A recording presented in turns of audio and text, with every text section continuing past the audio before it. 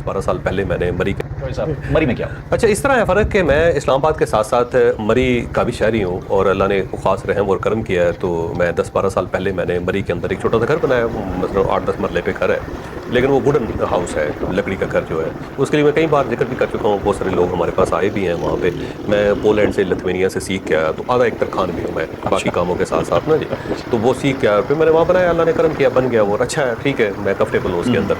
तो मैं क्योंकि मरी रेगुलर जाता रहता था, तो अब 6 महीने बाद मैं मरी गया हूँ। उससे पहले मैं जा नहीं सका, मेरी मसरूफियत थी, उसकी वजह से मैं नहीं जा सका। तो जब मैं पिछले हफ्ते वहाँ पे गया तो मैंने एक मुकम्मल तौर पे एक डिफरेंट मरी देखा, जिससे मुझे बड़ी खुशी हुई। मैं इसलिए ये बात कर रहा हूँ कि एक तो जब आप चीका गली जाते हैं, उससे पहले जब जाते थे तो वहाँ बड़े गंदे किस्म के खोखे थे। बिल्कुल खोखे होने चाहिए, हर आदमी को रोज़गार मिलना चाहिए, लेकिन साफ़ सुथरा होना चाहिए। किसी भी शहर के अंदर जब आप एंटर होते हैं ना, तो उसका तारुफ अच्छा होना चाहिए। तो मरी के अंदर जब आप दाखिल होते थे तो उसका तारुफ अच्छा नहीं था।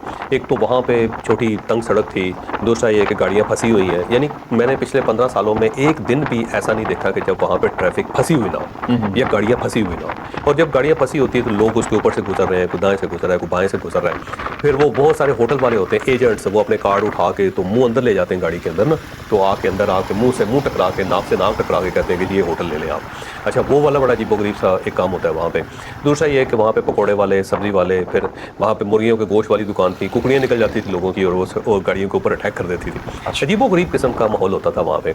तो अब मैं जब गया हूँ तो वो मुकम्मल तौर पर साफ हुआ हुआ था। अच्छा। वो वहाँ पे जितनी इंक्रोचमेंट थी वो ख़त्म कर दी गई है, और जब आप एंटर होते हैं तो बिल्कुल खुला डुला सा ज़बरदस्त किस्म का। अलबत्ता एक साइड से स्लाइड हुई थी, लेकिन वो दिन रात उस जो स्लाइड हुई हुई जगह उसको बना रहे थे वो।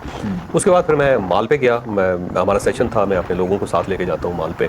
फिर हम चर्च जाते हैं वहाँ पे, जो पुराना चर्च है, 175 साल पुराना चर्च है वहाँ पे। अच्छा। तो वो सारा इलाका बिल्कुल क्लीन ज़बरदस्त किस्म का। एक वहाँ पे ना एक पुराना जीपीओ है, वो जो मेरा नहीं ख्याल कि पाकिस्तान के अंदर कोई शख्स होगा उसने बचपन गुजारा हो, मरी ना गया हो और वहाँ पे जीपीओ के सामने उसकी तस्वीर ना हो। जेपीओ चौक मशहूर है जीपीओ वहाँ। चौक मशहूर था। उसके सामने एक होटल बन गया था बड़ा बदनमा सा, और वो सारा व्यू ब्लॉक कर रहा था। होटल इन्होंने खरीद के उसको गिरा दिया वहाँ पे और उसका व्यू क्लियर कर रहे हैं। तो वो जो मैंने देखा ना, तो एक बदला हुआ मरी मुझे नजर आया ऑनेस्टली।